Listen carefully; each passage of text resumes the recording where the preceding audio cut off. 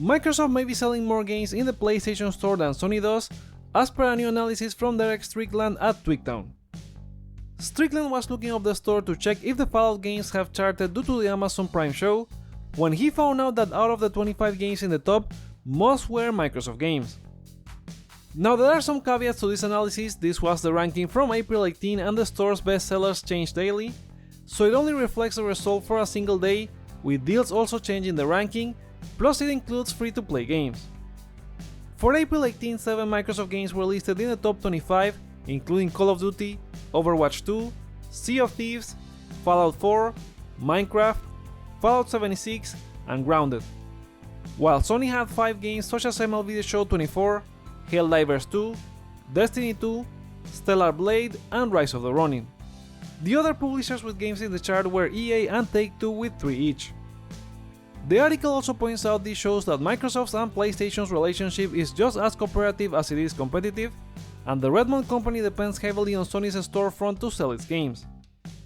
With Microsoft now owning big publishers and IPs, it does little for them to hold them exclusive, and this study shows how much growth they can get from other platforms, something they may have considered when launching 4 new Xbox games as multi-platform this year.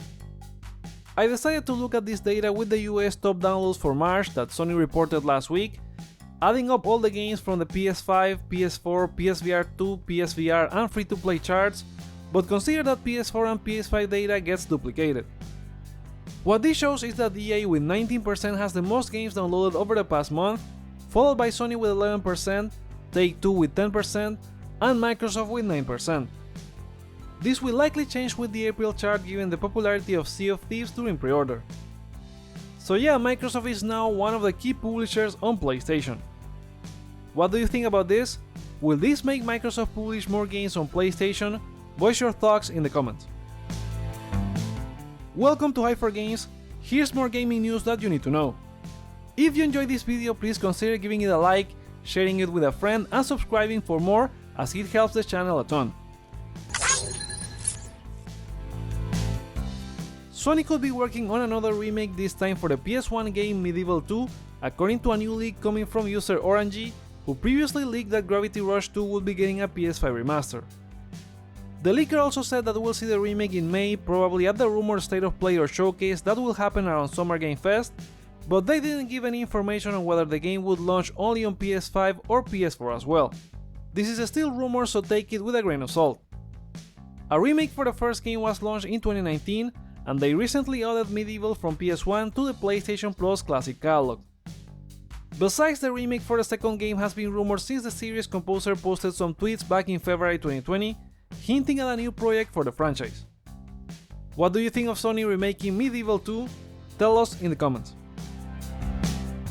Next, Larian Studios is working on their next project, or I should say projects, as the studio announced in a community blog post this week, after confirming they were moving from Baldur's Gate last month. In the post, the team said that working on the Dungeons & Dragons franchise had been a dream come true for them, but after much discussion they decided to focus on their own IPs, including 2 projects they couldn't wait to show more. To close their Baldur's Gate 3 adventure, Larian Studios is hard at work on patch 7, which will add the improved evil endings, giving a preview of some of the cutscenes that await you if you go through the dark path. Patch 7 will also have bug fixes and mod tools, which they previously indicated will come to consoles as well. Beyond patch 7, they will continue doing bug fixes, performance enhancements, crossplay and a photo mode, but there won't be any new narrative content for the game. The post also recapped all the awards the game has got so far, including the latest from BAFTA, adding to their collection of Game of the Year awards from the DICE Awards, Golden Joysticks, GDC Awards and the Game Awards, and thanking players for their support. What do you think about Larian Studios' support for Baldur's Gate 3? What games do you hope they work on next? Sound off in the comments. Now time for some quick-fire gaming news, including new release updates.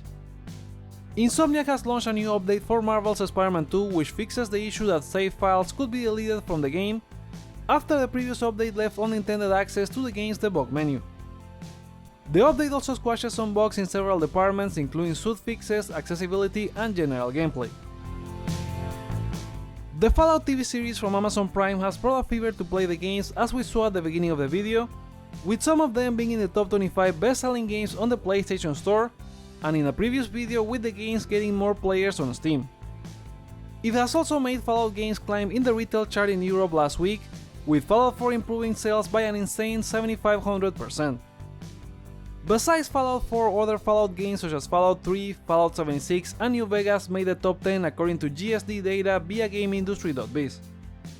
Most of the sales came from PC given Fallout games are included in PS Plus and Game Pass, but they have also been on sale across all platforms. Amazon has officially renewed the Fallout TV show for a second season. Blizzard may consider bringing World of Warcraft to consoles as it's an ongoing discussion at the studio.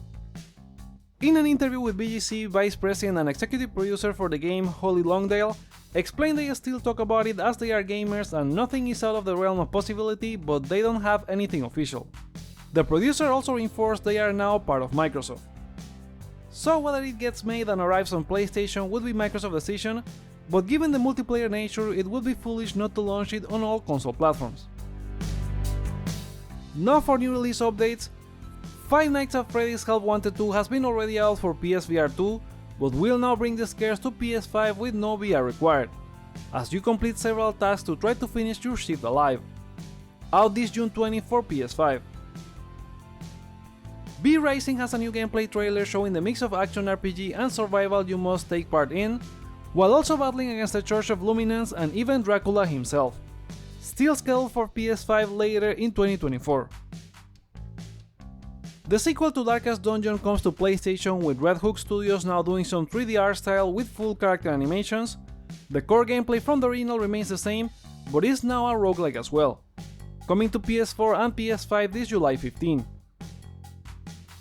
From Warhorse and Deep Silver comes Kingdom Come Deliverance 2, the sequel to the 2018 medieval action RPG.